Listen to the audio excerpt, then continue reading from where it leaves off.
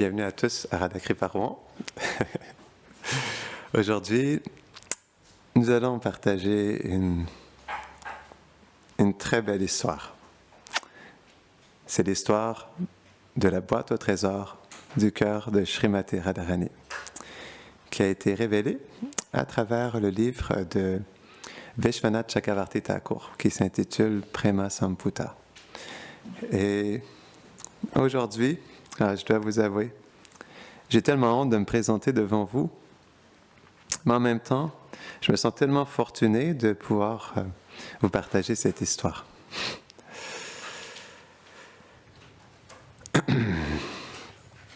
Om Gyanatimirandasya Gyanam Jadasharakayaham Chakshurun Meditam Jaina Tasmai Shri Gurave Namaha Shri Chaitanya Manobhishtam Stapitam Jaina Bhutalehi Swayam Rupa Kadamayam Darati Swapadantikam He Krishna Karuna Sindho Dinabandho Jagatpate Gopisha Gopika Kanta Radha Kanta Namostute Tapta Kanchana Gaurangi Radhe Vrindavaneshwari Vrishabhanusute Devi Pranamami Haripriye Vanchakalpatarubhyascha Kripa Sindhubhya Evacha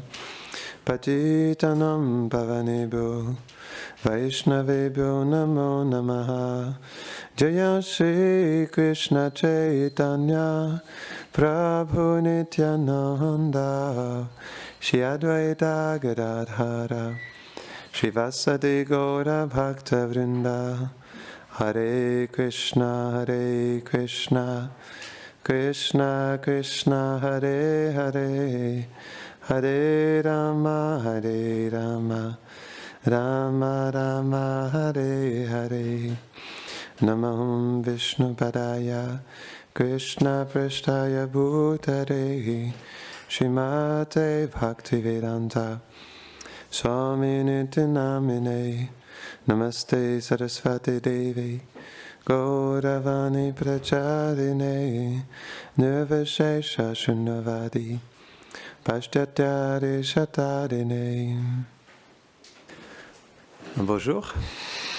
Krishna, il souhaitait découvrir le trésor du cœur de Srimati Radharani, sa bien-aimée éternelle. Et pour lui faire révéler le secret de son cœur, il a décidé, un beau jour, de se déguiser en Devi, des planètes édéniques. Et voici l'histoire. Un matin, Shri Hari apparut dans la cour de Radhika, vêtue comme une jeune fille d'une beauté envoûtante. Se tenant à distance de la fille du roi Vrishabhanu, Shri Krishna couvrit son visage d'un voile cramoisi, baissant timidement les yeux vers le sol. Govinda apparaissait comme une poupée de musc, et ses mouvements coulaient comme du miel. Ses membres incomparables étaient ornés de bijoux et de diamants célestes. Tandis qu'il marquait timidement le sol de ses orteils, ses hanches se balançaient d'un côté à l'autre, et ses clochettes de cheville et de taille tintaient merveilleusement. En entendant ces clochettes, toutes les créatures vivantes, mobiles et immobiles furent mystifiées. Les fleurs du jardin, les lianes grimpantes, l'arbre ancien et même les feuilles se tournèrent vers Hari avec émerveillement. Les habitants de la maison de Shri Radhika n'étaient pas étrangers à la beauté. Mais ils n'avaient jamais entendu parler ni vu une telle élégance teintée de saphir. Les perroquets de Shri Radha, Shukshmadhi et Subha, perchés dans l'arbre pour son darshan, tombèrent en extase lorsqu'ils virent Shri Krishna déguisé en femme. ils se suspendirent à l'envers pour se délecter de sa beauté. Lorsque Gandharvika, dont la forme elle-même est une fontaine transcendantale de beauté juvénile, vit cette demoiselle frappante, elle fut momentanément stupéfaite. Reprenant sa composure, ses sens, elle prit la main douce de Lalita et dit « Lalita, regarde, regarde! Qui est cette belle jeune fille dont le visage ravissant ressemble à un lotus bleu en fleurs? Sa robe et ses ornements ne sont surpassés que par ses dons naturels. Vois comme son teint mystérieux illumine ma cour de son éclat de saphir. » Lalita, au visage clair, était vêtue de vêtements aux couleurs du pan.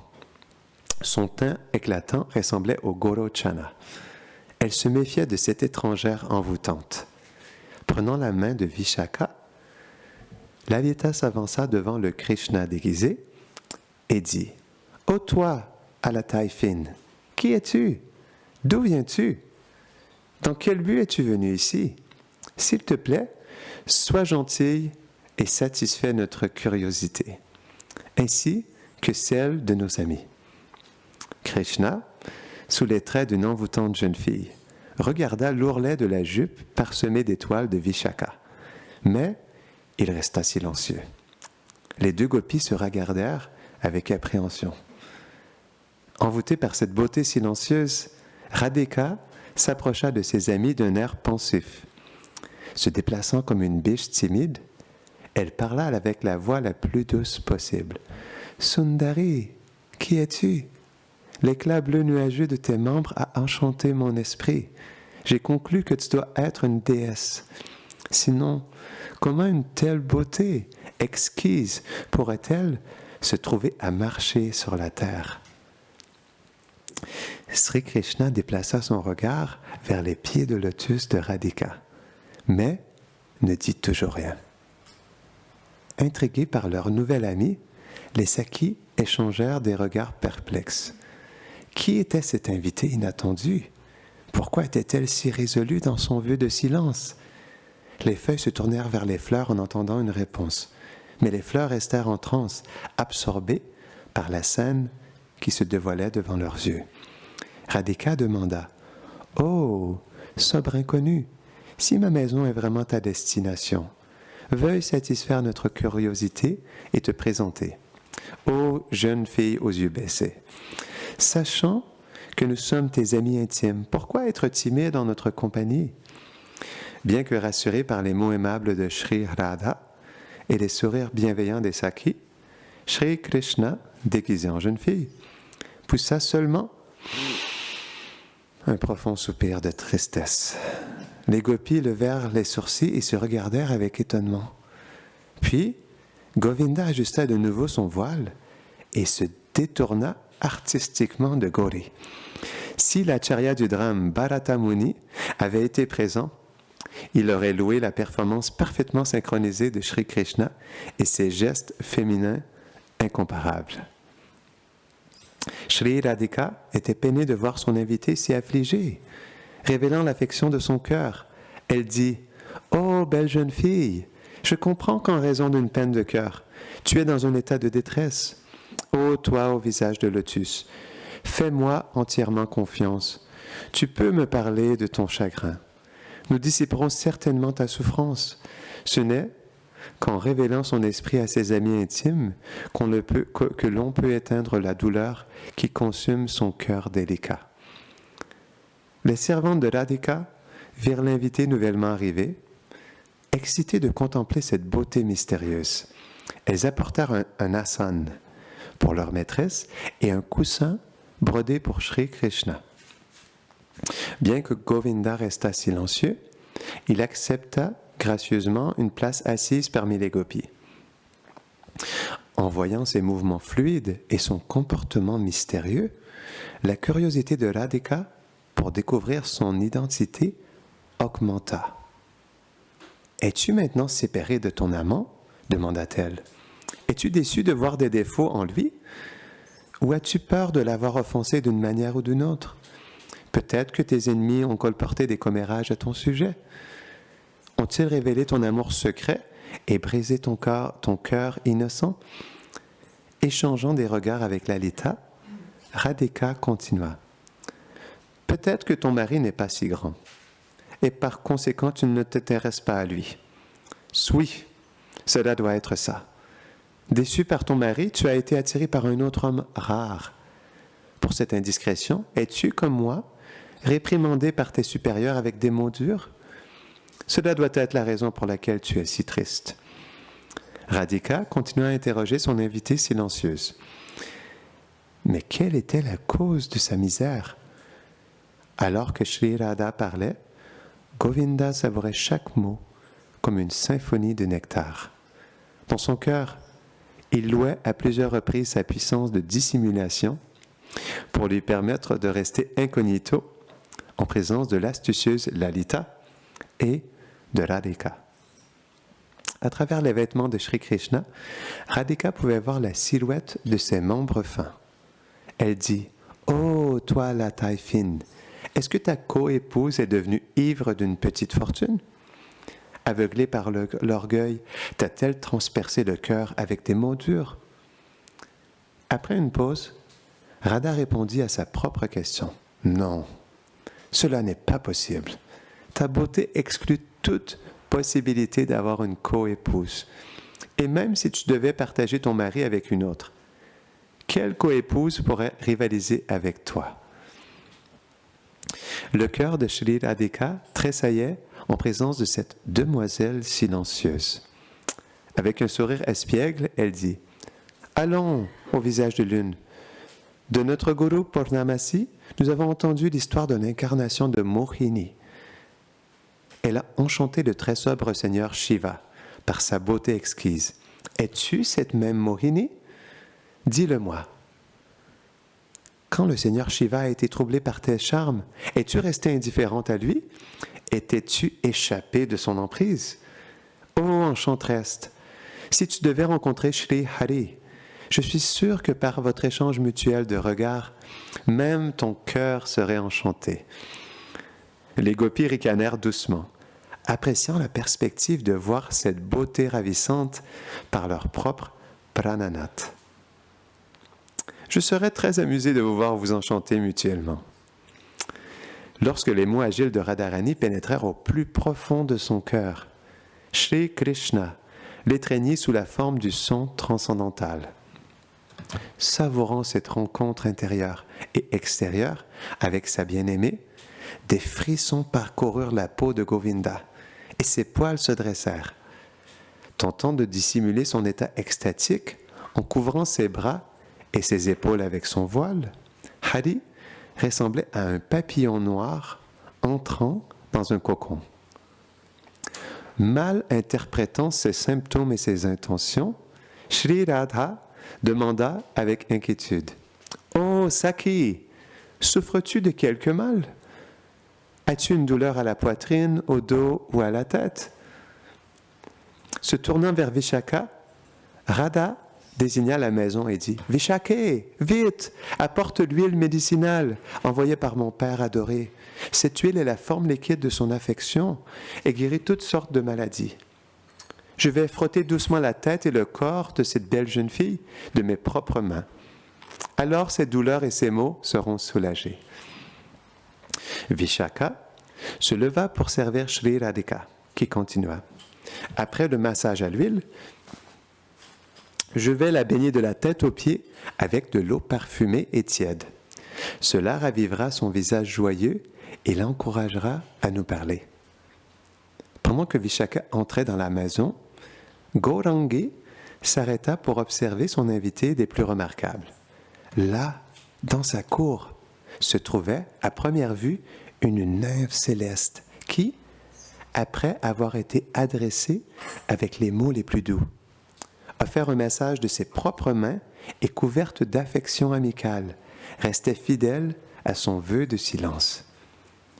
Vishaka revint tenant un pichet de riz qui brillait de l'affection paternelle du roi Vrishabhanu. Radhika leva sa main semblable à un bourgeon et dit « Je comprends maintenant que cette Devi est en réalité une prétendante. Elle est assise ici, l'air morose, mais refuse d'accepter mes remèdes. En vérité, elle ne ressent aucune douleur. Souriante, Radhika dit, « Quoi qu'il en soit, je vais soulager la douleur dans son cœur et la rendre heureuse à nouveau. » Tout comme la médecine divine du Seigneur Dhanvantari guérit toutes les affections, j'ai un traitement pour allégrer le chagrin de notre invité estimé. En levant un sourcil interrogateur, Lalita demanda « Radhika, quel est cet élixir infaillible que tu prévois d'administrer à cette belle jeune princesse ?»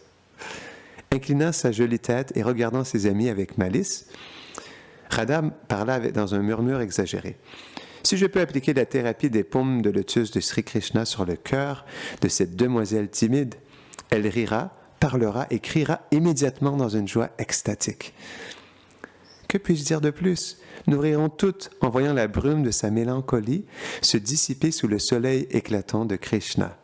De cette manière, notre ami brillera de la splendeur d'un cœur radieux, libéré de la douleur et de la misère. » Entendons le discours comme du nectar de Sri Radhika.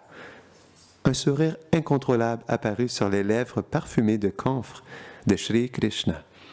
Avec les doigts délicats de sa main gauche, il écarta les mèches de cheveux bouclés de son front et ajusta le voile qui couvrait sa tête.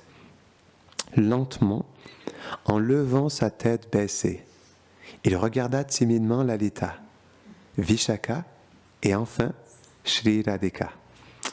Les perroquets, les feuilles, les fleurs et les gopis s'émerveillèrent des mouvements pleins de grâce de Sri Krishna. Alors qu'il se préparait à parler, elle le regardait avec anticipation, ravie dès le premier signe de réponse.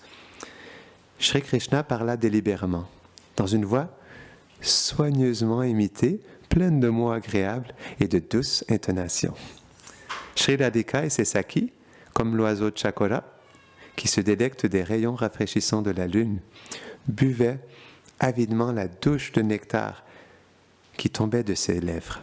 Non seulement son discours était plaisant, mais il remplissait le cœur des gopis de la même extase qu'elles éprouvaient en entendant leur bien-aimé Hari. En entendant la voix semblable à celle d'une jeune fille de Sri Krishna, les perroquets perdirent connaissance, ressemblant à des oiseaux jouets suspendus à une branche. Plus tard, ils retrouveraient la conscience externe et entendraient parler de la conversation entre Radha et Krishna à travers les abeilles. Sri Krishna dit, « Ô fille, au visage clair, je suis une déesse et je vis au paradis. Je suis venu à toi car il y a une chose qui me cause une grande peine. En dehors de toi, je ne connais personne qui ne puisse m'aider. » Regardant ses amis, puis revenant vers Govinda qui était déguisé, Sri Radhika dit, « Ô belle jeune fille, peut-il y avoir le moindre doute que tu sois une déesse? Parmi les humains qui parcourent la terre, aucun n'a une beauté ou une radiance enchanteresse comparable à la tienne. Un être divin comme toi ne peut être comparé qu'à elle-même. » Pour confirmer sa déclaration, une douce brise porta le parfum des membres parfumés de Hari jusqu'à Sri Radha. Gandharvika plongea dans ce parfum enivrant et, pendant un instant, tous ses sens prirent la faculté de l'odorat. Sortant de l'expérience unique de son arôme corporel, Radha secoua légèrement la tête. Clignant des yeux, elle joigna ses mains devant la déesse en pranam. Heureuse que cette belle déesse parle enfin, Radhika s'excusa d'interroger son invité. « Ô fille, dont le visage est comme un lotus en automne. J'ai demandé si tu étais séparée de ton mari. Veuille ne pas te sentir offensée de mon audace. Je ne te taquinais pas. Je désirais seulement sincèrement comprendre ton cœur troublé. Puisque tu es maintenant affectueuse envers moi, considère-moi comme ta possession. » La déesse Krishna désirait entrer dans la province la plus intime du cœur de Sri Radha. Pour atteindre cet objectif, tous les obstacles devaient être éliminés. Il sourit et ouvrit sa paume droite dans un geste de bonne volonté. Il la mit à l'aise, disant « Ma chère Radhe, pourquoi doutes-tu de mon amitié? Bien que je sois une déesse, je suis devenue tienne et ne désire être que ta servante. Radhika, si tu te demandes pourquoi une déesse désirerait servir l'épouse d'un pâtre, ma réponse est qu'ayant été baignée dans la beauté de ta forme, ayant purifié mon cœur en méditant sur tes qualités et ayant goûté une goutte de ton amour, aucun autre désir que ton service ne reste dans mon cœur. Gaurangi baissa les yeux. Avec son voile bleu nuage, elle couvrit son visage rougissant. Quel merveilleux effet apaisant avaient les paroles de cette déesse. C'était comme si Hari parlait. Ram continua. Radhe, écoute ce que j'ai à dire. Je suis venu à ta porte avec une peine de cœur. Tes paroles sont certainement une douche de nectar pour mes oreilles, mais elles n'ont pas apporté le moindre soulagement à mon cœur affligé. Sri Radha et ses Sakhis échangèrent des regards interrogateurs. Quelle angoisse pouvait tourmenter le cœur de cette jeune fille céleste?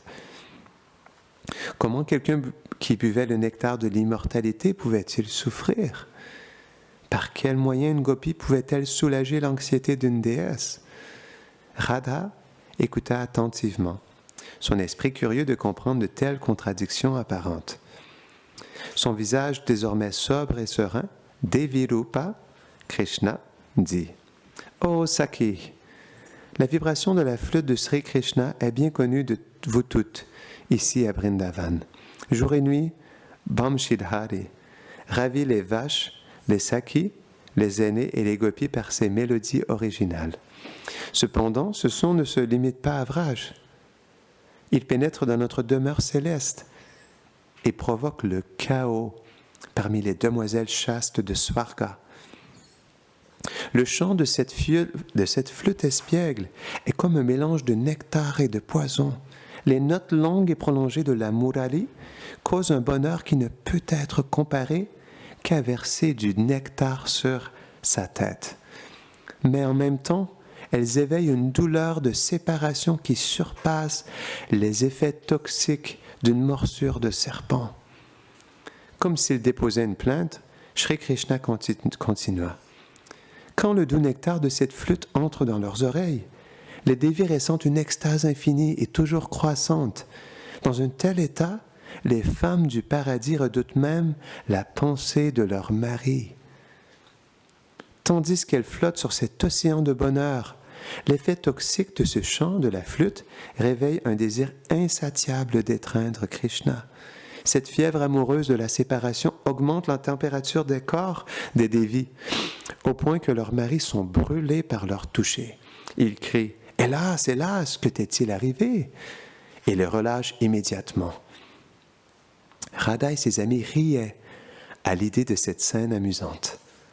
Elle ne manquait jamais d'être étonnée par les façons novatrices dont la flûte expiègle de Krishna réussissait à troubler les esprits des autres. Se rappelant le moment où elle avait volé la flûte de Govinda, Radha pensa « J'aurais dû jeter cette flûte dans la Yamuna quand j'en avais l'occasion. Cela aurait bénéficié aux trois mondes. » Oh Sakhi, selon l'arrangement de la Providence, au paradis, tout le monde est jeune. Il n'y a pas de déva ou dévi âgés. En conséquence, le chant de la flûte affecte tout le monde de la même manière. Et il n'y a personne pour nous réprimander ou nous corriger. Dans de telles conditions désespérées, les vœux de toutes les déesses ont fusionné dans l'eau du Gange céleste. Sri Krishna se pencha en avant et les gopis répondirent en se penchant vers lui. Il était étonnant de voir comment la présence de cette déesse provoquait les mêmes sentiments que ceux de Hari. Il continua. Chaque jour, j'entendais ce son et chaque jour, je voyais son influence sur les déesses. Mon esprit était rempli d'émerveillement et je pensais en moi-même, quel genre de son est-ce? Mais d'où vient-il? Et surtout, qui l'a créé? Puis, continua Govinda, un jour, j'ai suivi les notes du chant de la flûte à travers Svarga, Antariksha et enfin jusqu'à la terre. J'ai pris résidence invisible de tous à Vamsivat. Mon cœur était rempli de délices en regardant vos incomparables divertissements avec Hari. Et ainsi, je me suis familiarisé avec toi et tes plus chers amis. En disant cela, Krishna inclina la tête vers Lalita et Vishaka. Leurs bouches, pareilles au lotus, légèrement ouvertes de stupéfaction, elles offrirent leur pranam en retour. Radha sourit doucement et elle dit joyeusement « Oh, toi qui es la plus fortunée, parmi les déesses de Svarga, tu dois être la plus intelligente. Tandis que l'épée de leur impatience torture les dames hautement cultivées du paradis, toi seul as eu le bon sens de suivre ton cœur douloureux jusqu'à Vrindavan. Parmi les dévis, seul toi as été béni. » Entendant les paroles intelligentes de Radha, Krishna colora ses lèvres d'un doux sourire et fronça légèrement les sourcils en disant « Oh Radhe, ne présume pas que toutes les épouses partagent ton inclination pour l'affection de Shri Krishna. » En jetant un coup d'œil au jardin comme une biche effrayée, il ajouta « Saki, j'ai une seule demande à te faire. Pendant que je suis ici, protège-moi des regards de tout homme. Je suis venu à toi et à toi seul. » Radha regarda ses amis avec un sourire complice. « Priez. Si tu es venu ici pour observer Shri Krishna depuis un endroit isolé, et si tu n'as pas l'intention de le rencontrer, alors pourquoi tu t'inquiètes de savoir s'il te voit ou non? » Regardant dans le visage de Devi Krishna, elle dit intentionnellement « Peut-être as-tu un plan pour le roi maraudeur des Kunj? Essaies-tu de me tromper? » Les gopis éclatèrent de rire tandis que Radhika applaudissait des mains et disait « Peu importe. Je plaisantais seulement parce que je te considère comme ma chère amie. Ne sois pas fâché contre moi. Dis-moi simplement tout ce que tu souhaites savoir. » Krishna répliqua à l'humour de Radhika avec une guirlande de mots des plus séduisants. « Saki, tu peux plaisanter autant que tu veux. Après tout, qui pourrait te vaincre dans l'art du jeu des mots humoristiques? Ô Radhe, bien que tu sois humaine, tes qualités incomparables, dont l'humour n'est qu'une des facettes, sont telles que toutes les déesses se purifient en chantant tes louanges et en inclinant leur tête devant toi. Quoi que tu dises, tu restes aussi cher à mon cœur que la vie elle-même. » À ces éloges, Radhika baissa la tête de honte. Mais Hari continua de sa voix douce comme celle du coucou. « Oh Saki, ne te sens pas gêné? Mes louanges ne sont ni excessives par exagération, ni moqueuses par mauvais goût. Je ne peux jamais dire une fausseté. Quand je dis que Lakshmi et Parvati pâlissent devant ta beauté dorée et tes vertus de bon augure, je dis la vérité. » Sri Krishna savoura la glorification de Radha avec un grand bonheur. Lalita et Vishaka étaient très contentes de l'entendre. Quelles que soient les réserves qu'elle avait nourries à propos de cette déesse, elles furent dissipées par les paroles suivantes. « J'ai encore quelque chose à dire. Écoute-moi, ô toi au visage pareil au lotus. Au-delà des trois mondes glissent d'innombrables planètes Vaikunta, habitées par d'innombrables jeunes filles au visage délicat. Mais aucune d'entre elles ne pense posséder même une fraction de ton préma. Tu restes l'incontestée déesse de l'amour. Dans l'assemblée de Parvati sur le mont Kailash, j'ai appris cette vérité. Depuis, mon esprit a été envahi par un désir insatiable de te voir. » Baissant la tête avec tristesse, Sri Krishna conclut. « Maintenant que je t'ai vu, mon désir est satisfait. Pourtant, mon douleur persiste sans soulagement. Mon cœur dur aurait dû se briser il y a longtemps, mais je continue à souffrir de ma tristesse. » Entendant la douleur extrême de la déesse, la douce Radha répondit « Saki, pourquoi ton cœur souffre-t-il? Dis-le-moi tout de suite. » Mais Krishna, la gorge étranglée par le chagrin, ne put répondre. Alors que des larmes glissaient sur ses joues polies et saphirées comme le saphir, Gaurangi les essuya avec l'ourlet doux de son voile. Il fallut un certain temps avant que Krishna puisse parler. Stupéfait qu'il était par la pensée de l'amour désintéressé de Shri Radha, la tête inclinée, il joignit les mains dans son giron. Se composant avec grande difficulté, il reprit. Comment as-tu pu tomber amoureuse de ce garçon peu fiable qu'est Krishna? Parmi les innombrables hommes bienveillants qui attendraient à tes pieds, pourquoi l'as-tu choisi lui? Sans aucun doute, ton amour sans cause est incomparable. Sa puissance peut surmonter n'importe quel obstacle. Mais Saki, pourquoi as-tu choisi un objet d'affection si peu digne de confiance? Tu as invité une misère illimitée sur ta tête pour toujours. Sans attendre de réponse, Krishna continua. Hari est béni avec des qualités illimitées comme la beauté, l'héroïsme, l'opulence et la renommée. Mais il possède un défaut, par lequel toutes ses caractéristiques exaltées sont gâchées. En matière d'amour, il est inconsidéré envers les sentiments des autres. Il est à la fois capricieux et infidèle. Il ne mérite pas d'être pris en refuge.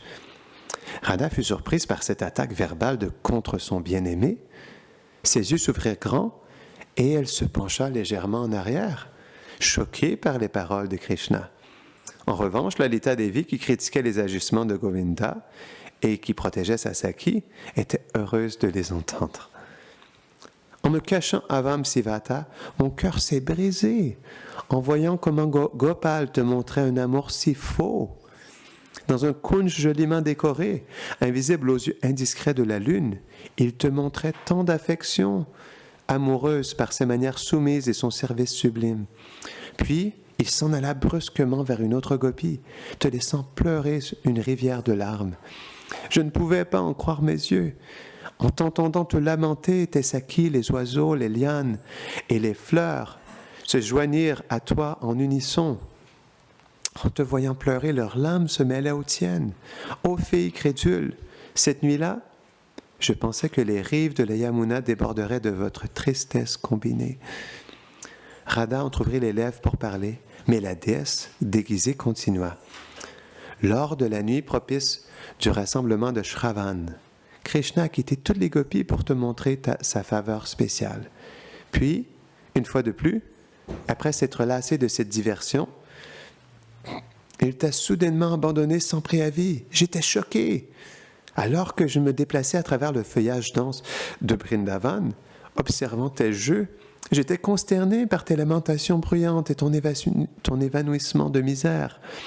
Tant que je vivrai à travers les 8 étapes de la vie, cette scène restera indéléblement gravée dans mon cœur.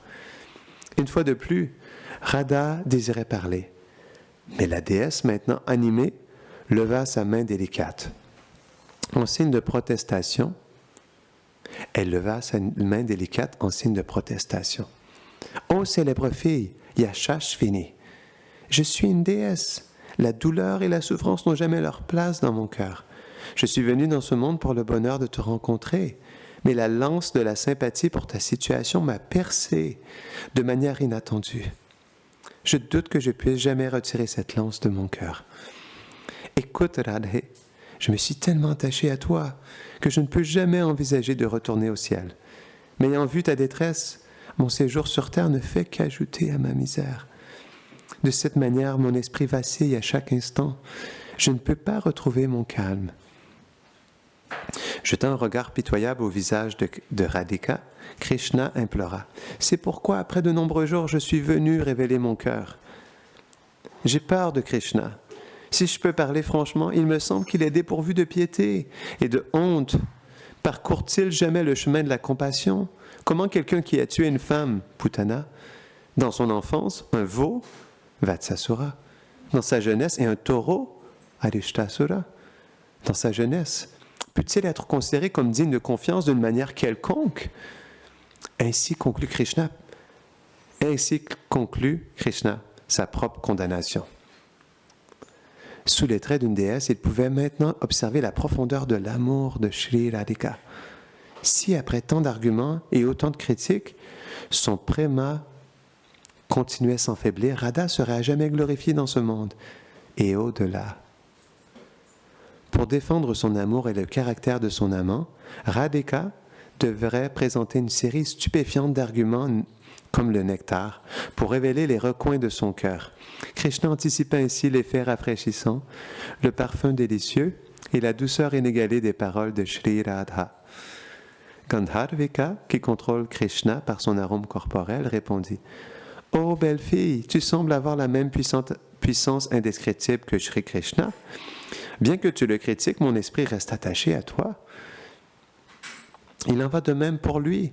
Bien que Govinda me cause tant de douleur, je ne peux jamais rester indifférente à lui. Bien que j'ai tenté à plusieurs reprises de mettre fin à notre amour, chaque fois qu'il apparaît sur le chemin de mes yeux, ma détermination s'évanouit et mon cœur succombe. Comment se fait-il que tu m'affectes de la même manière? Je ne peux même pas deviner.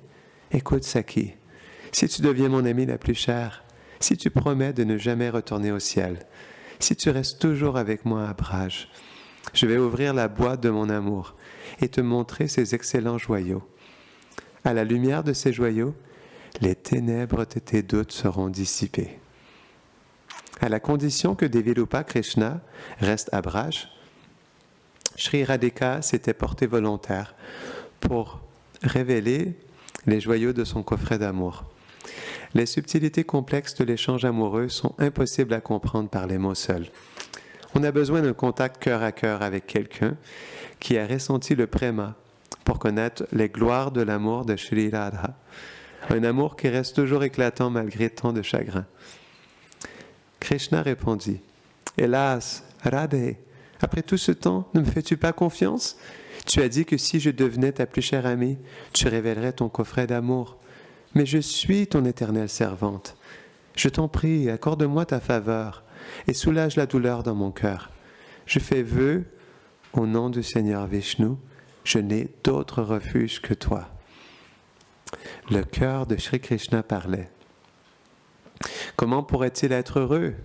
Comment pourrait-il se sentir complet? Comment pourrait-il continuer à vivre sans la miséricorde de Shri Radha?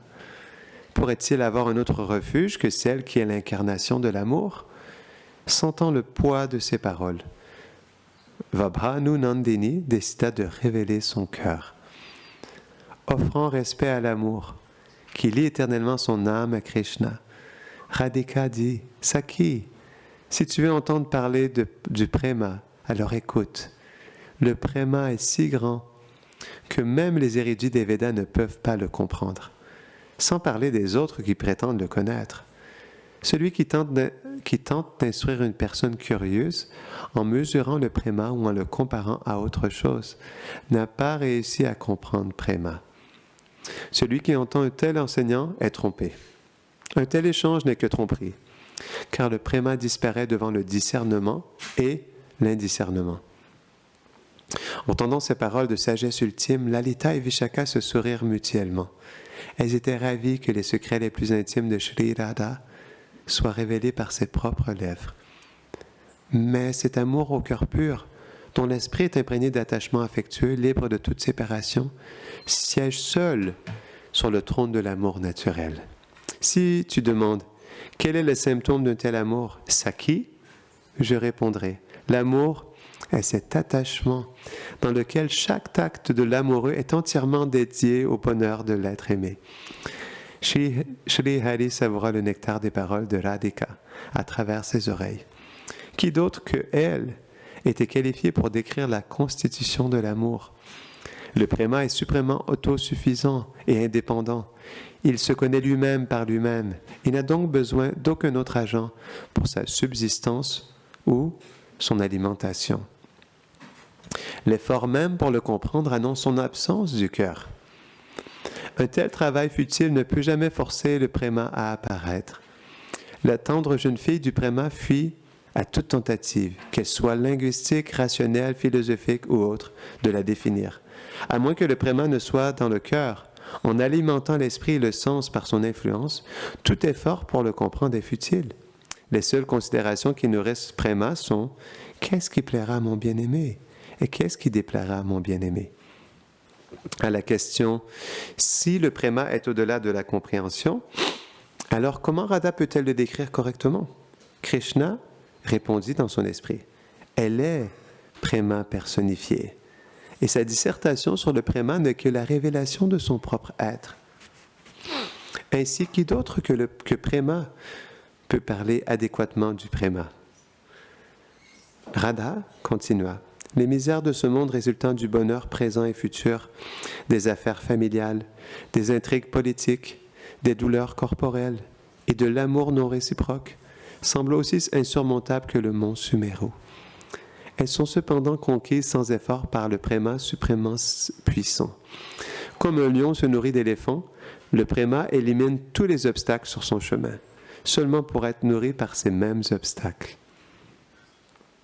Fier de son éclat corporel et de sa force incommensurable, un lion dort paisiblement, indifférent aux chiens à proximité. De même, préma, rayonnant d'affection impérissable et orné d'un orgueil blessé, prospère sans être perturbé par la détresse matérielle. Saki, sache avec certitude que les misères de ce monde ne peuvent influencer Préma. Au contraire, comme une lampe brille plus fort dans l'obscurité, ainsi la gloire de Prem brille plus fort dans l'affliction matérielle. Radhika sourit, curieuse de savoir si sa déesse étudiante comprenait l'autonomie absolue de Préma. Parce que la substance même de Prem est transcendante, une fois qu'elle apparaît, des millions d'obstacles échouent à arrêter son progrès. Pour confirmer sa compréhension, Krishna sourit et abaissa humblement ses longs cils. Ensuite, Radhika expliqua le comportement trompeur de Prem par rapport à son homologue matériel, le Kam, la concupiscence. Elle vend sa main dans le Gyan Mudra pour attirer l'attention de Krishna. Elle dit: en raison du comportement trompeur de l'aimé, le Prem cause à l'amant de savourer un assortiment toujours frais d'émotions enivrantes. Ainsi, Prema brille à la fois avec les rayons apaisants de la lune qui enchantent les trois mondes et avec les rayons ardents du soleil qui anéantissent l'univers. Par sa déclaration, Radha admet que l'abeille Krishna a une propension à goûter une variété de gopis en forme de fleurs. Lorsque, par sa duplicité, il goûte le nectar de l'amour d'une autre gopi, Radhika est plongée dans l'océan de la séparation, portant des émotions extatiques incessantes, telles que le bonheur de ses rencontres passées ou le chagrin de son rejet actuel. Ces émotions éveillent à leur tour d'autres extases telles que la colère feinte, mana, qui produisent une autre gamme de sentiments chez Krishna. Ainsi, en alternant constamment entre l'union et la séparation, à la fois Vishai et Ashrai goûtent continuellement une diversité infinie de sentiments amoureux et de leurs émotions associées. Ma chère Saki, considère ceci. Dans ces trois mondes ou au-delà, qui d'autre que le fils de Maharaj Nanda peut évoquer le trésor de tels sentiments amoureux? Krishna couvrit son visage souriant avec son voile. Par ces mots, Radha voulait dire: à moins d'être complètement indépendant, satisfait de soi et libre de du faux ego, il n'est pas question d'être imprégné de Préma.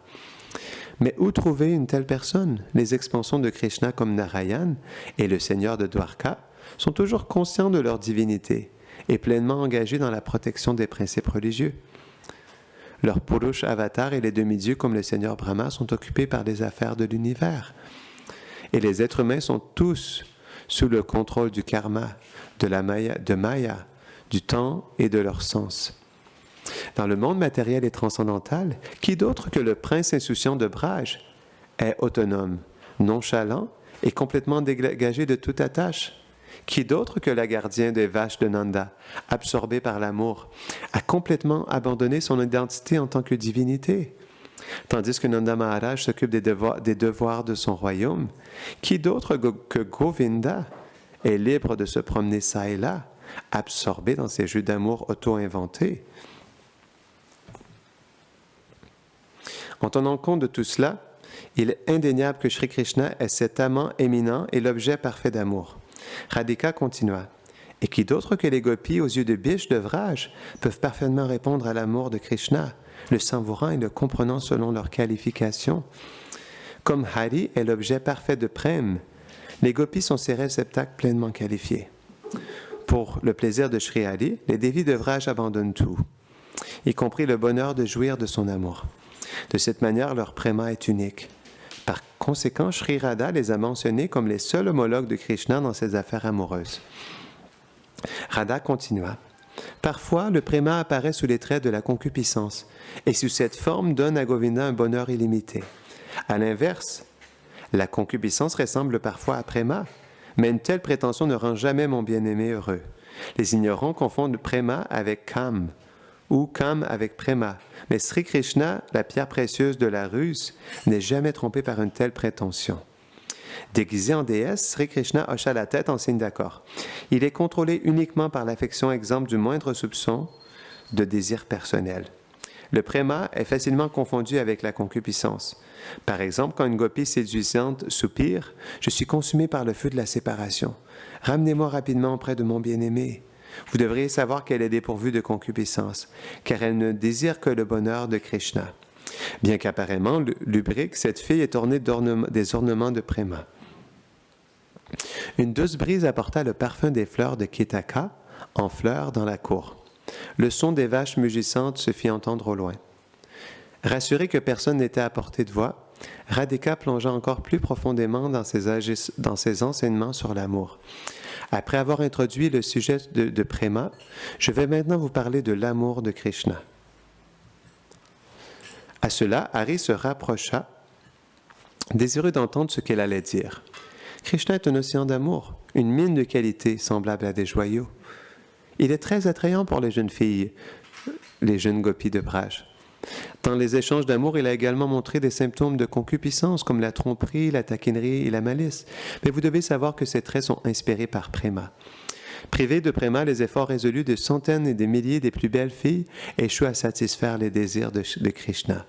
Cela est ainsi parce que seul l'amour pur et sans mélange est capable de le satisfaire. Il était temps pour Sri Radha de révéler son propre amour. Faisant une pause un instant, hésitante et timide, elle chercha le soutien de ses amis. Voyant le sourire prometteur et les traits aimants de Sri Krishna, elle soupira et dit « Les gopis de Braj sont imprégnées de prème pur et attirent Sri Krishna comme des aimants. Parmi les demoiselles au visage radieux de cette contrée, il est bien connu que Krishna est le plus attiré par moi.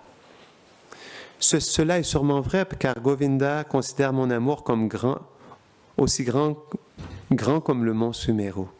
Bien sûr, cela ne signifie pas que l'amour des gopis ne mesure que 3 ou 4 graines de moutarde. Plutôt, il voit mon amour comme le plus grand parmi les grands. Sri Krishna entendit le témoignage personnel de Radha et considéra, comme c'est vrai, en dehors de Vraj, aucun amour comparable à celui des habitants de Braj ne peut être trouvé. Même les reines de Dvarka ont un certain intérêt personnel. Parmi les habitants de Braj, l'amour des gopis est suprême.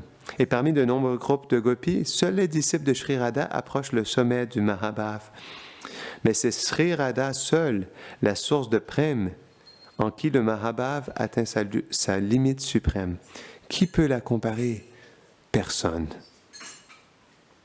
Si une gopi tente d'imiter le comportement de Sri Radha, pensant qu'être comme elle plaira à Hari, elle se trompe. Radha continua. Krishna répond selon le niveau d'attachement atteint par les gopis et participe à de nombreuses activités agréables avec elles. Ce n'est pas mal de sa part. Mais si par hasard une gopi transgresse les limites de sa qualification, assumant mon service par prétention, Krishna n'est pas du tout heureux. Je souffre ainsi en voyant mon Priyatama dans une telle condition.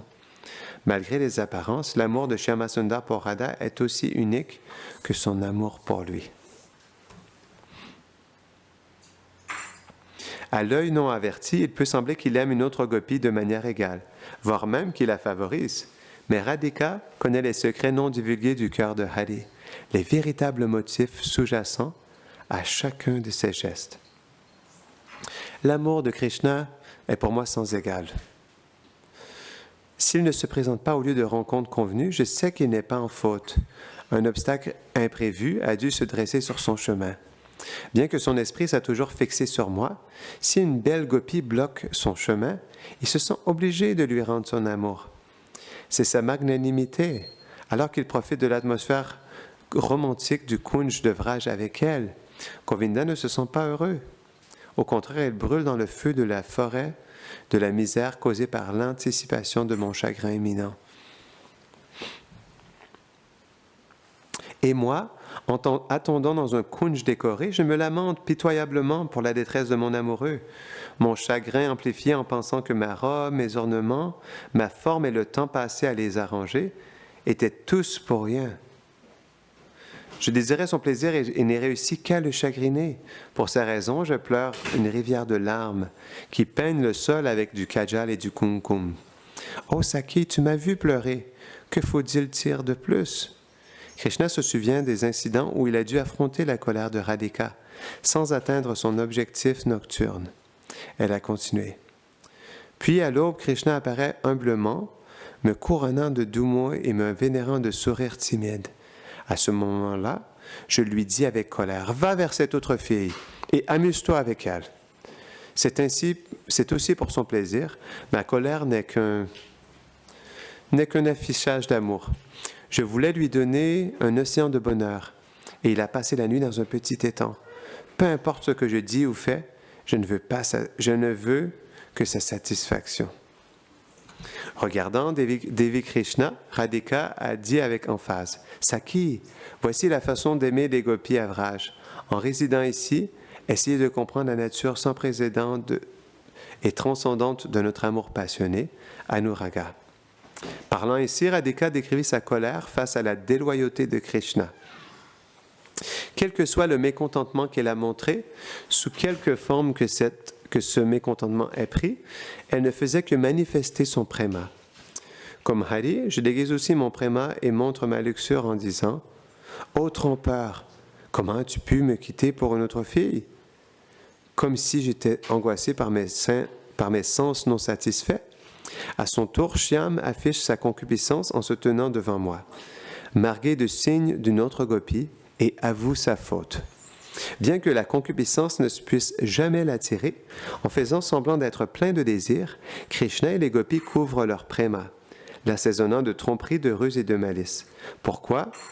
Parce que ceux qui possèdent le préma ne font pas l'étalage de leur opulence. Ils goûtent les saveurs de l'amour à leur satisfaction et, malgré les apparences externes, discernent facilement sa présence chez les autres. Comme un trésor précieux est enfoui sous un sol sans valeur, le préma est souvent caché sous un comportement banal. Après tout, il y a des risques à exposer librement les joyaux de l'amour. Pour souligner que le vrai préma reste toujours caché, Gauri a dit « Ô déesse, tu as dit que le préma de Krishna n'est pas visible dans ses paroles ou ses actions. Je dis que tant que tu n'apprendras pas à reconnaître les symptômes de l'amour, tu penseras toujours ainsi. Car comme la flamme d'une lampe, le préma brille régulièrement dans le cœur des amoureux. Tant que la porte de la bouche reste close. Si préma est exposé par la parole, l'amour s'atténue ou disparaît sûrement. Une âme réalisée peut reconnaître l'éclat abondant du préma, tel qu'il apparaît à travers les fenêtres des yeux, où il illumine les lèvres, les joues, le front et la poitrine. Cette condition indescriptible du cœur acquiert son propre langage et est révélée au bien-aimé par de tels signes. Vishaka revint avec des gobelets dorés d'eau parfumée pour Radha et son invité. Absorbé dans l'extase du Prema Lila, Shri Radhika ne prêtait pas attention au mouvement de Sasaki ni au rafraîchissement nouvellement apporté. Lorsque Lalita Devi lui indiqua qu'elle devrait humidifier sa gorge, Gaura s'arrêta de parler. Et, tandis que Krishna observait, elle but comme la reine des cygnes goûtant les pousses de lotus. Voyant le reflet de Radha dans sa coupe, Hari la leva à ses lèvres et but le nectar de son visage. Maintenant, en ce qui concerne Krishna, Gaurangi dit, bien que son préma brille abondamment depuis son visage de lotus, il parle encore et encore de son amour. Il ne diminue jamais. Comment est-ce possible, vous demandez? Radhika rit et elle imita les mouvements de Krishna. Il déguise son préma comme une passion débridée en le recouvrant habilement d'un rideau de mensonges habituels. Pour le plaisir de son public, Radha exagéra le discours astucieux de Govinda et Takina. Quand une gopie est en colère contre lui, il la courtise en disant « Oh chère, je t'aime plus que tout. Aucune autre fille ne peut entrer dans mon cœur, même en rêve. » Mais si elle reste en colère, voyant les signes d'un autre rendez-vous sur lui, il la quitte à contre-cœur et vient vers moi. Applaudissant de ses mains dans une gaieté amoureuse, Radha dit « Alors, juste pour profiter avec moi, il décrira la beauté de mon visage, promettra son amour éternel et prononcera des mots comme « Radhe, tu es ma vie et mon âme ». De cette manière, il ne montre pas son préma, seulement sa passion. Krishna était stupéfait.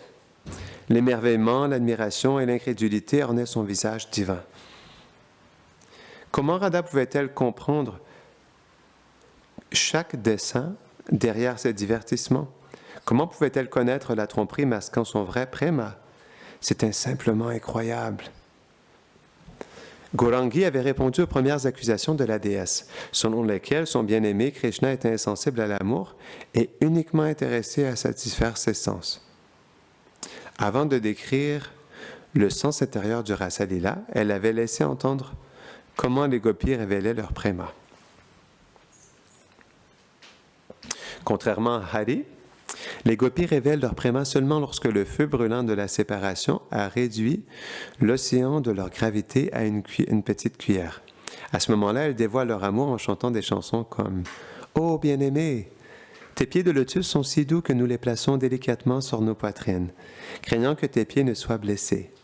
Notre vie repose uniquement en toi. Nos esprits, donc, sont remplis d'anxiété que tes pieds délicats pourraient être blessés par des cailloux alors que tu te promènes sur le sentier de la forêt. Le sentiment de séparation est semblable à la mort, car elle restreint le mouvement des airs vitaux.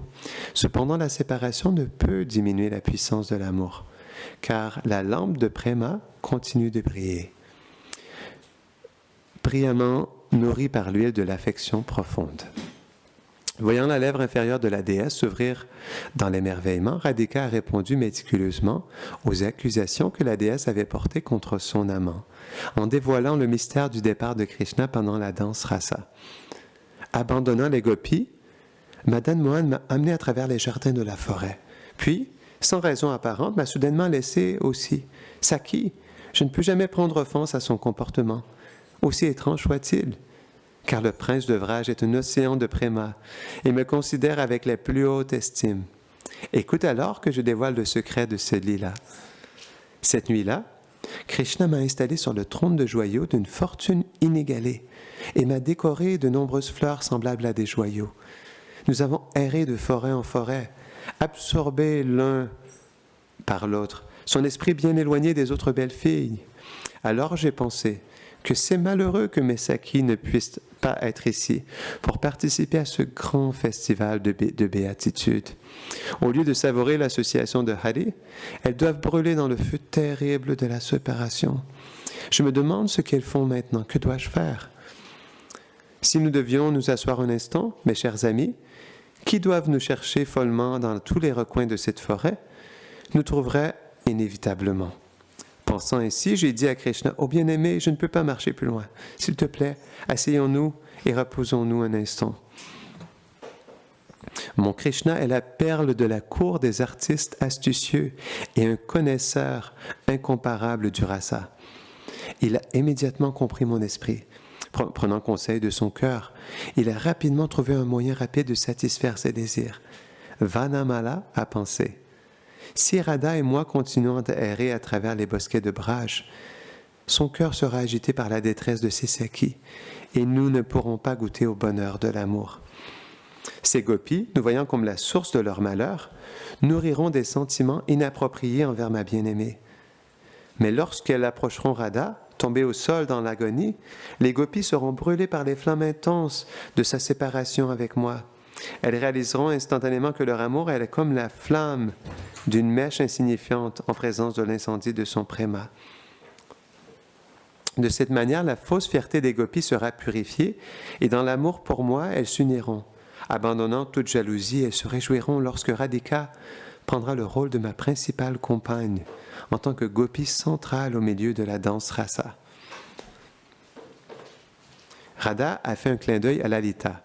Krishna a rationalisé ma souffrance d'avoir été abandonnée. Par la promesse de notre prochaine rencontre et la vision d'une danse rasa que je désirais tant, il pensait, tout comme l'onguent pour les yeux brûle lorsqu'il est appliqué pour la première fois, mais améliore ensuite la vision. Un ami bien intentionné inflige parfois de la douleur afin que sa bien-aimée puisse atteindre le bonheur futur. Ô déesse, c'est ainsi que Hari a tracé son cours d'action. Après m'avoir porté quelques pas, il m'a fait m'asseoir dans un endroit agréable en disant « Attends ici un instant » et a immédiatement disparu. Shri Radhika ferma momentanément les yeux et se souvint du départ de Krishna. Alors que des larmes montaient dans ses yeux et que sa température corporelle augmentait dramatiquement, elle vit dans son cœur la fascinante Devi qui était venue lui rendre visite. En rouvrant les yeux, elle vit la même personne devant elle. Cette Devi, aux lèvres couleur rubis, ornée d'un sourire compatissant, eut le même effet sur Radha que de voir Hari. Ainsi, la douleur de sa séparation s'atténua et elle put poursuivre son récit. Que puis-je dire de ma condition à ce moment-là? En me voyant déséquilibré et bouleversé, le tendre Govinda était sur le point de réapparaître lorsque mes amis tourmentés entrèrent dans le kunj pour me trouver seul.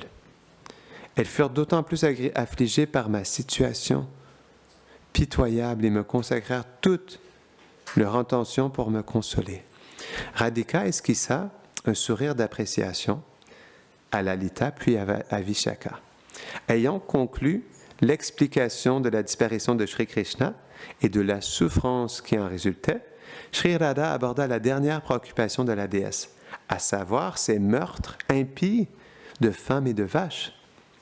En ce qui concerne le meurtre de démons déguisés en Arishtasura, Bakasura, Akasura, Vatsasura et la trompeuse Putana, aucune culpabilité ne peut être imputée à mon amant. Je comprends que le Seigneur Vishnu est apparu dans le corps de Hari pour la protection de ses dévots. Notre Krishna était inactif pendant de tels actes. Devi, les exploits transcendantaux de Krishna, tels que le meurtre de démons et le soulèvement de la colline Govardhan, prouvent la véracité de la prédiction de Garga Muni, selon laquelle, en qualité, notre Krishna serait égal au Seigneur Narayan. Baissant la voix, Radhika se penchant en avant et conclut. Mais le Seigneur de Vaikuntha ne peut égaler Sri Krishna ni en forme, ni en qualité, ni en douceur. C'est ce que j'ai compris des paroles de Shri Garga, la meilleure de mes amies. Shri Radhika acheva la présentation de ses joyaux d'amour devant son invité sans précédent. Après les avoir déposés sur le plateau recouvert de velours des oreilles de la déesse, Radha se recula, curieuse de savoir quel joyau sa nouvelle amie choisirait. Pressée d'entendre les paroles délicieuses de Radhika, Hari l'incita davantage. « Radhike, je comprends que l'amour et ses voies tortueuses trouvent leur ultime refuge en toi seul. De tes paroles ambroisiennes, cela est très clair. Priez. En essence, tu admets que l'amour fait paraître les défauts de l'amant comme des vertus. La misère qu'il inflige a le goût du nectar.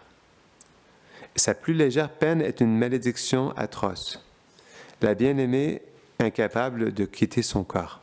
C'est l'amour. Oh Radhe, tout comme je l'ai entendu dans l'assemblée de Parvati, tu es le seul refuge de cet amour, et aujourd'hui, j'ai eu la chance inégalée de le voir par moi-même. C'est mon bonheur sans pareil. Radhika sourit, heureuse que son élève ait compris sa leçon. Doucement, Hari s'inclina vers l'avant, son souffle délicieux attirant Radha vers lui. Il leva sa main droite en direction de Lalita et regarda Radha sur le côté. « Mais Saki, Hari ne possède pas un soupçon de l'amour que tu proclames. J'en suis arrivé à cette conclusion en étudiant attentivement son comportement. » Retournant le regard de Radha, Krishna parla d'une voix tremblante. « Quand je t'ai vu brûler dans le feu de la misère, possédé par l'esprit de la séparation, mon cœur a confirmé cela. Innocente fille, quelle autre preuve ai-je besoin ?» Radhika était sans voix face à cette dénonciation de Hari. Que faudrait-il pour convaincre la Devi? Pourquoi cette déesse ne pouvait-elle pas apprécier le vrai caractère de son prananat? Se penchant encore plus en avant, son visage proche du sien, Krishna continua. « Et comment puis-je croire ton explication sur pourquoi elle t'a quitté dans le Rasalila? A-t-on jamais entendu une telle déclaration de ses lèvres ou celle de ses amis?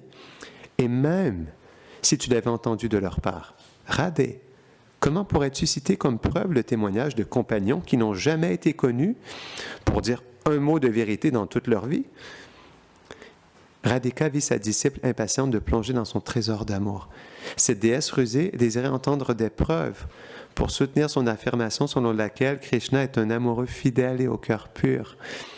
Bien que le visage de la Devi ne soit qu'à une largeur de main de celui de Radha, Gauri s'inclina en avant, en défense de son amoureux, et dit avec assurance, « Saki, tout ce que pense mon amoureux apparaît dans mon esprit.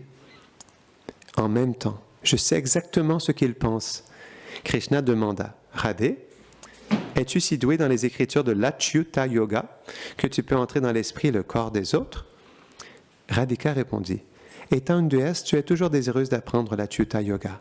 Je suis juste un être humain ordinaire. Alors comment pourrais-je être comme toi?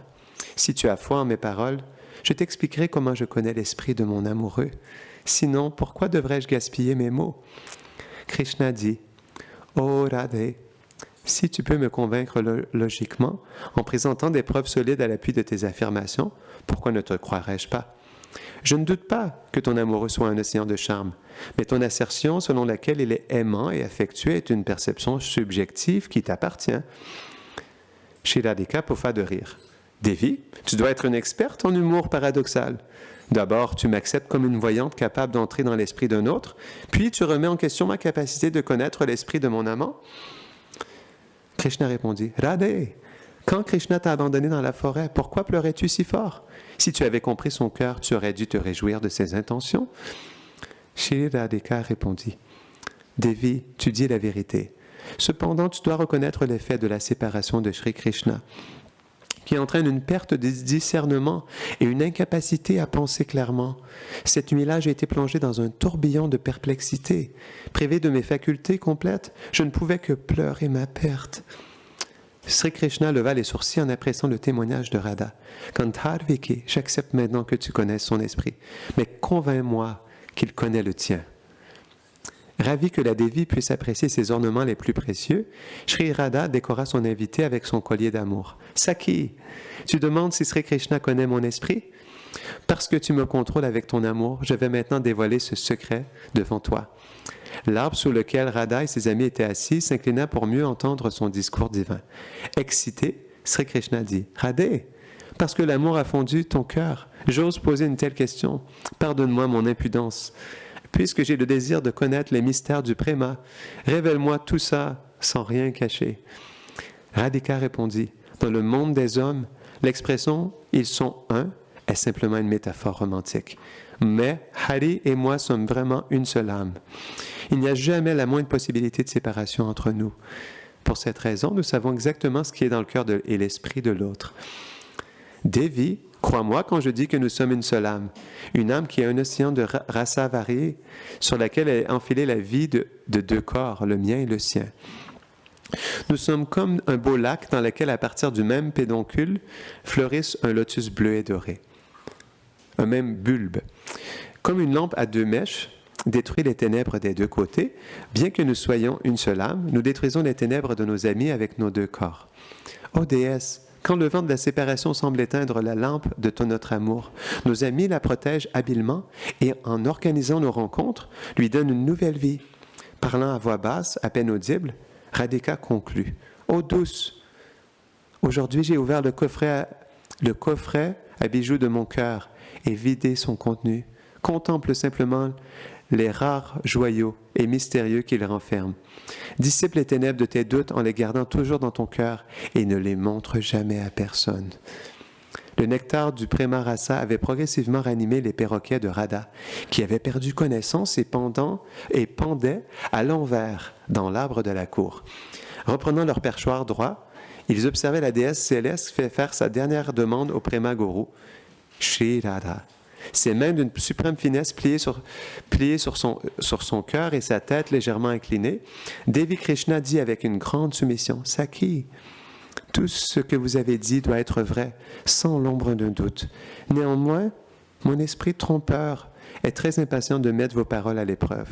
Ne soyez pas fâchés contre moi, mais satisfaite par ma curiosité. Tu es ici, mais où est ton amoureux? » Est-il à la maison? Ou est-il en train de garder les vaches dans la forêt? À moins que tu ne puisses démontrer que toi et Sri Krishna est une seule âme en deux corps, comment puis-je te croire?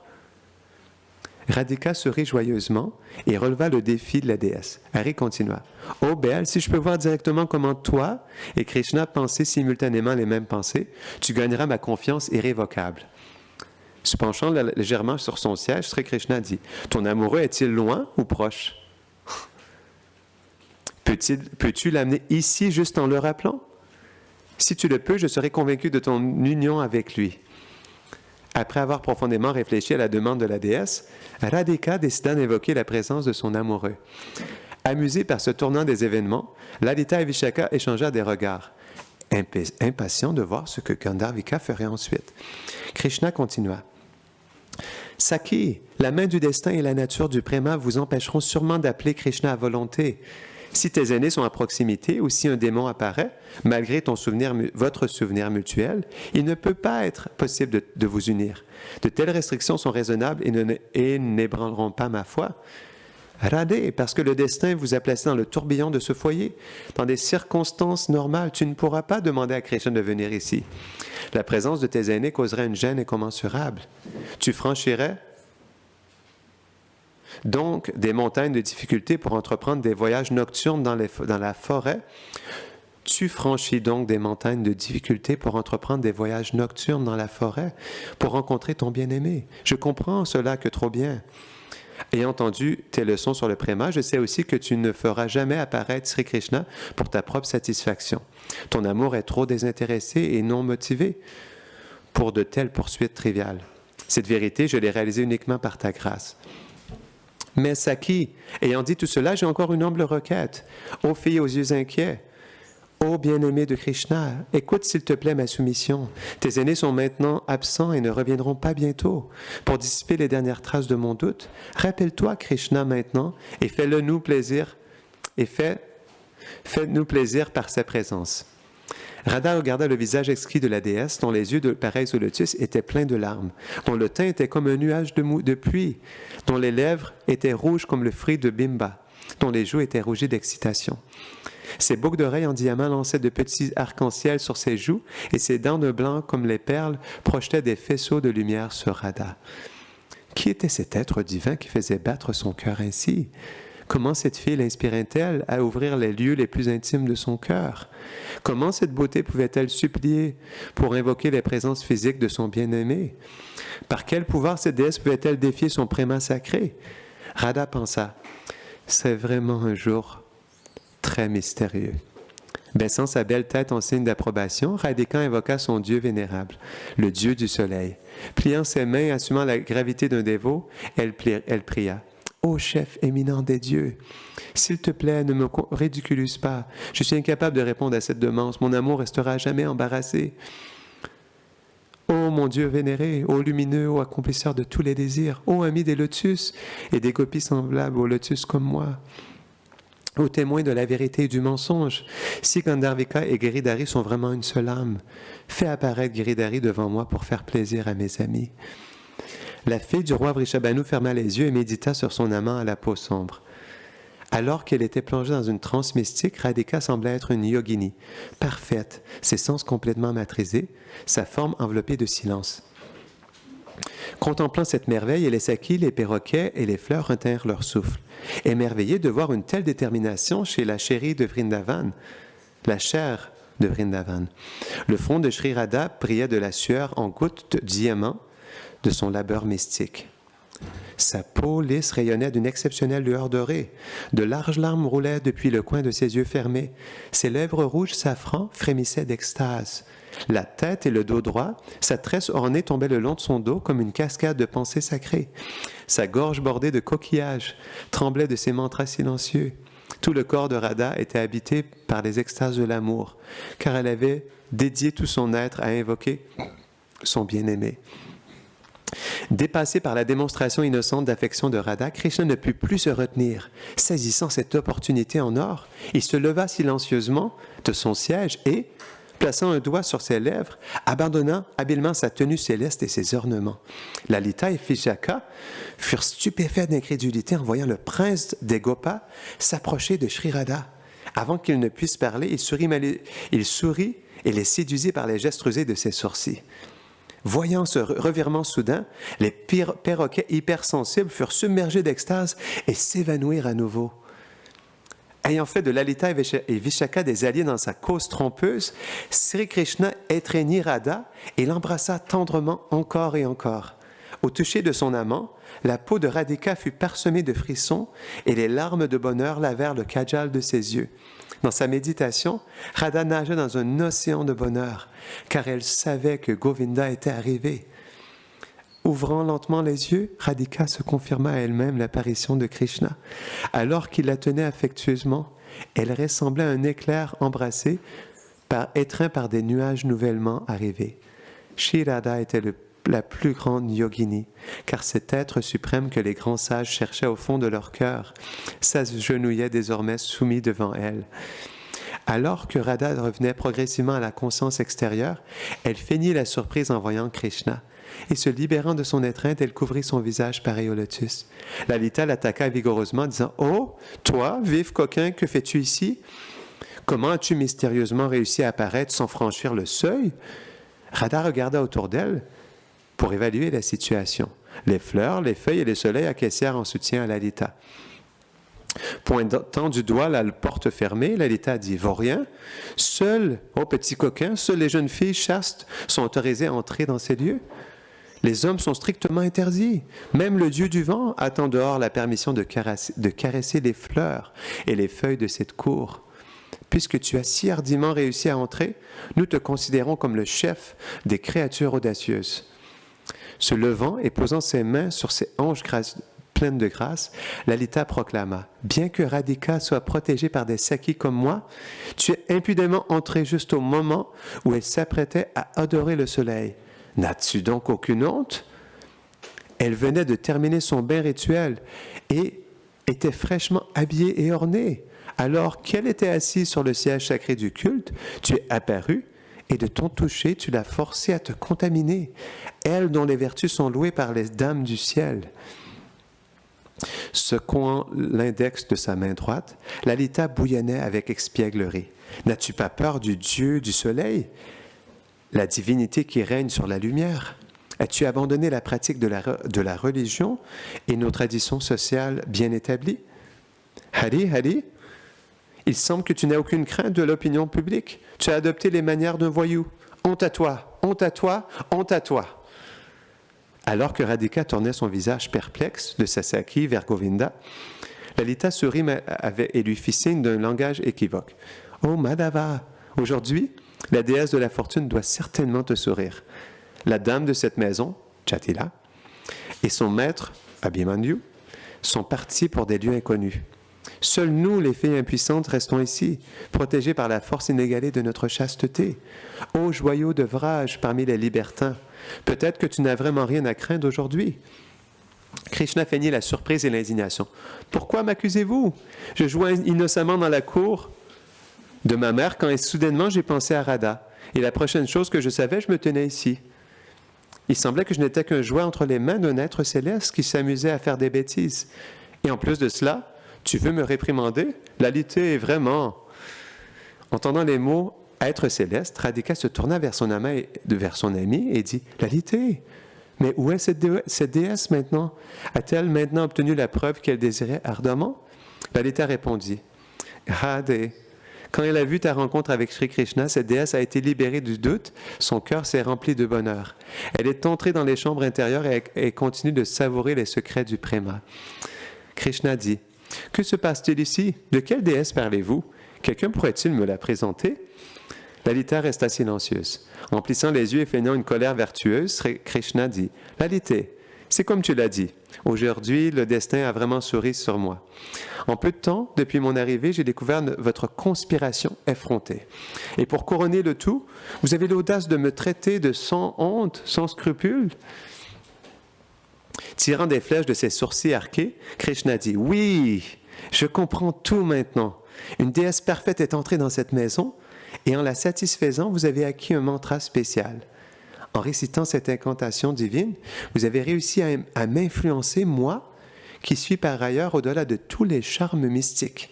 Ensuite, en récitant ce mantra quotidiennement, vous avez prévu de me réduire en esclavage et de faire de moi votre marionnette impuissante. Quelle ruse! Se tournant vers Radhika, Sri Krishna dit doucement, « Radhe, s'il te plaît, ne laisse pas un tel destin s'abattre sur moi. Au lieu de cela, laisse-moi aussi recevoir ce mantra de ton amie déesse. Présente-moi à elle. » Regardant ici et là, Hari continua. « Ou si je ne suis pas qualifié pour son darshan, s'il te plaît, emmène-moi dans un endroit isolé, accepte-moi comme ton disciple et initie-moi toi-même. » Radha répondit d'un geste de la main désinvolte. « Tu possèdes déjà un allié redoutable sous la forme de ta flûte très capable. Il a déjà perfectionné l'art subtil de séduire les femmes chastes à tes côtés. À quoi te servent les mantras ésotériques? » À cela, Hari répondit, « Saki, ce que tu dis est vrai. Malheureusement, certaines gopis ont développé l'habitude ennuyeuse de voler ma flûte. Dans une telle situation délicate, mes objectifs seraient bien servis par un Siddha mantra pour compléter mon Beishu. » Lalita Devi intervint. « Notre amie déesse est très timide en présence des hommes, et en vous voyant, elle s'est immédiatement cachée à l'intérieur. Je doute qu'elle sorte de la maison pour vous instruire. Cependant, si vous êtes si désireux d'acquérir ce mantra, entrez à l'intérieur et implorez-la avec des paroles douces.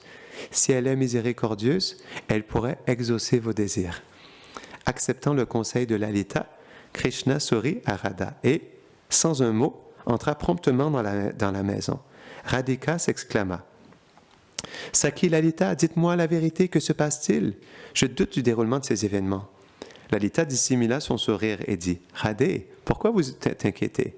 Nous irons tous avec toi dans la maison pour voir enfin cette déesse au visage de fan rencontrer Sri Krishna. » Sur ces mots, Lalita aida Radha à se lever et avec Vishaka l'accompagna dans le palais. L'indice subtil de Sri Krishna était comme une graine semée dans le champ du cœur de Radha. Et le rire doux des Sakis, tel un nuage, était une pluie de nectar tellement nourrissante. De cette graine a germé un arbre de discussion. Cet arbre a prospéré avec une abondance de fruits juteux, qui ont rapidement mûri après avoir été exposés aux rayons de cette vérité. En d'autres termes, à cause du comportement de Hari, Radhika est devenue tout temps de la véritable trajectoire des événements. Le rire suggestif de ses amis a encore confirmé son soupçon de départ. Elle a débattu en elle-même de la manière de réagir dans ces circonstances. Finalement, elle a subordonné ses émotions rebelles, concluant que le bonheur dans l'association de Krishna surpassait toutes les autres considérations. Lorsque Krishna et les gopis n'ont pas trouvé la déesse, Lalita a dit « Saki, cette Devi semble avoir disparu. Nous sortons pour la trouver. Reste ici et instruis Krishna dans ce mantra ésotérique. Bénis-le avec le bonheur qu'il cherche. » Souriant doucement, Lalita tourna rapidement les talons et partit avec ses amis.